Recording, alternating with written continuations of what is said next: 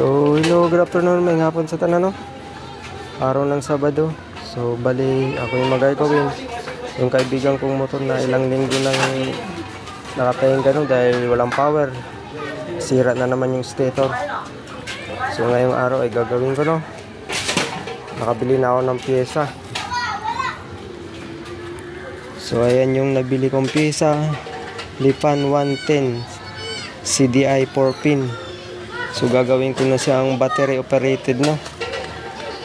Dahil nakailang ulit na sira na yung stator. So bali ito dito ko ikakabit, no?